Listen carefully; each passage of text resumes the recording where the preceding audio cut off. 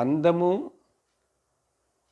అసహ్యము ఈ 2 బయట లేవు. ఒక మనిషి యొక్క మనస్సులో ఉన్నాయి.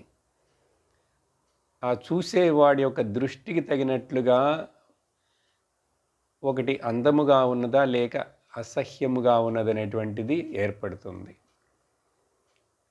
ఎలా అలా చెప్పగలుగుతున్నారు మీరు అంటే, ఒక మనిషికి నచ్చినటువంటిది, అందమైనటువంటిది మరొక మనుషుడికి నచ్చట్లేదు, అందంగా కనపడట్లేదు.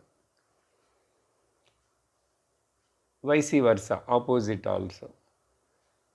ఇక్కడ అందము నచ్చటం అంటే కేవలము ఏదో కళ్ళతో చూసేదే కాదు, 5 ఇంద్రియాలతోటి మనం అనుభవించే అనుభవాలన్నీ కూడా రుచి కానీ, శబ్దము కానీ, స్పర్శ కానీ, గంధము కానీ,